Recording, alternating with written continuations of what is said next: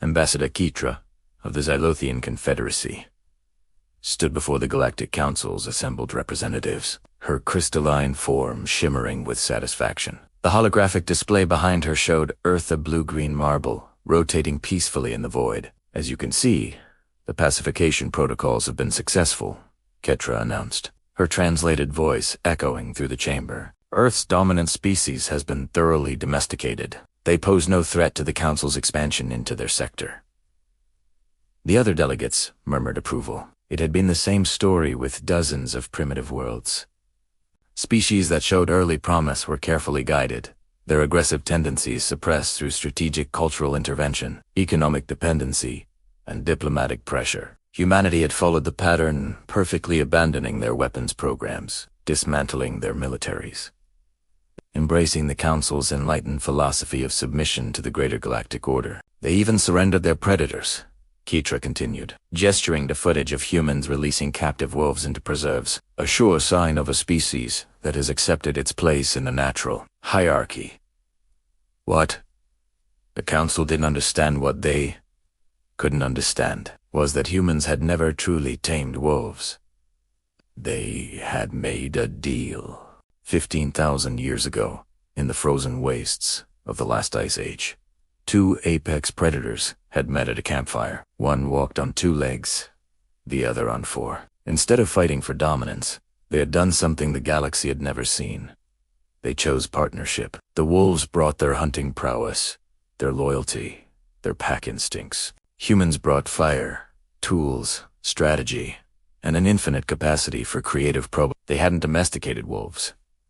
They had recruited them. 3 months after Earth's official integration into the Galactic Council, the first incident occurred on Keitra's homeworld. A Council enforcement team arrived to collect compliance taxes, resources that would ensure Earth remained dependent on galactic infrastructure. They landed in a rural sector, expecting the usual cooperation.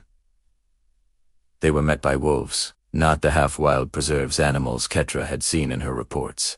These were working dogs, German shepherds, Akita's descendants of those ancient campfire companions, bred for thousands of generations to amplify specific traits: intelligence, loyalty, controlled aggression, the ability to distinguish between friend and threat with uncanny precision. This is Council territory now, the enforcement commander declared, his translator struggling with the warning growls emanating from 24 canines positioned in a defensive perimeter around the human settlement. An elderly woman stepped forward, one hand resting on the head of a massive Caucasian shepherd. "No," she said simply.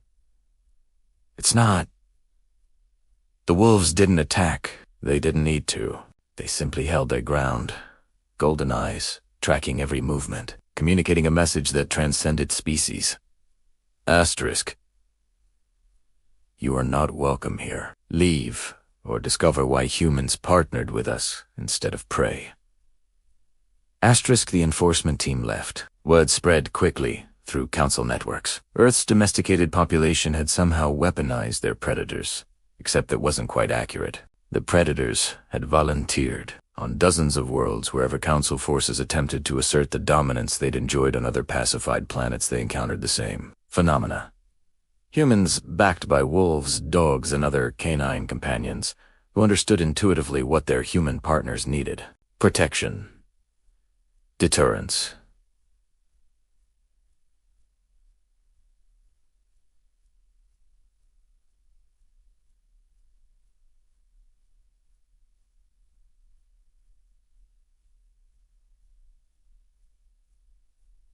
Partnership.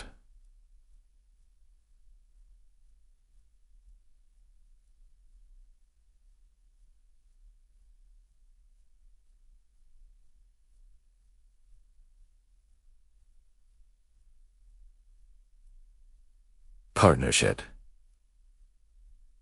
Ambassador Keitra. She stood before the assembled delegates, her crystalline form now flickering with agitation rather than satisfaction.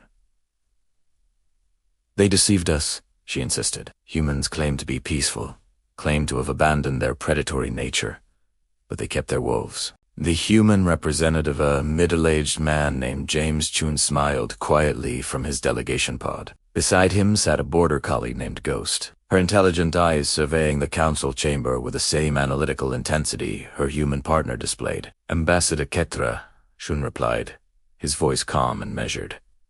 "We never lied to you. We are peaceful. We did abandon violence as our primary tool, but we never said we were defenseless."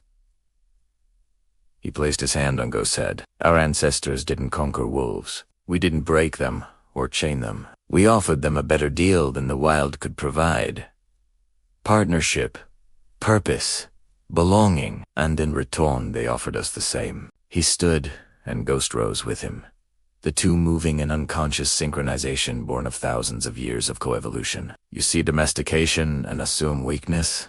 Chun continued. "You see cooperation and think we surrendered our teeth, but every wolf that lies by a human hearth, every dog that guards a human child, every companion that chooses us over the wild, they're not prisoners. They're volunteers. They're family." The council chamber fell silent, and family, Chun finished quietly, protects its own.